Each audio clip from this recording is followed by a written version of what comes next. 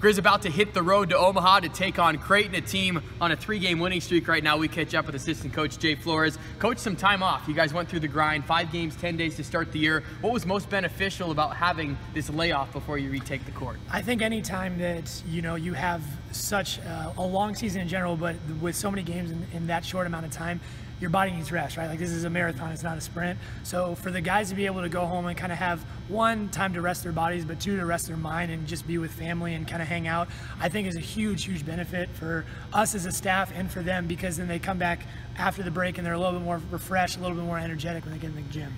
Biggest takeaways from your trip down to the Bahamas? 2-1 record, lots of ups and downs, but what were some of the things that you and the rest of the staff took away as far as things you need to work on, areas of strength? For sure, I think that we played at stretches times of really good basketball and then times where we need to get a little bit better. And the biggest takeaway, I think, especially from that game on Sunday against Georgia Southern, who's a really tough team, is when we are not right and not playing together and not emotionally ready to go and dialed into the scout and all that stuff, we can very easily be beaten. So I think it was kind of not a wake-up call, because that was 3 tough games in 3 days against 3 good teams, but it is definitely a reminder that we need to be right at all times to be able to play at our potential, which is what we need to do if we want to do the things we want to. Final one for you. You have the scout against Creighton tomorrow night's game. Big matchup, should be 17,000 there. Should be a fun atmosphere, but give us some things that you're looking for of what challenges Creighton presents. They are kind of an offensive juggernaut. They're good on the defensive ball, but offensively, I think they're 8th in the country in 3-point percentage. They're,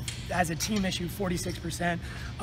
One of their players, number 5, Tyshawn Alexander, he just came off of a 36-point performance against Clemson. They won a tournament. They beat Georgia State in the tournament they were just at. They beat Clemson, and they beat Boise State. So it's all really good teams, and when they are clicking offensively, they are really hard to guard. So we got to make sure that we are ready for the challenge coming up this week. Should be a fun atmosphere against Creighton. Pre-game coverage begins at 6 o'clock on the Grizzly Radio Network, with tip-off just after 6:30 tomorrow night.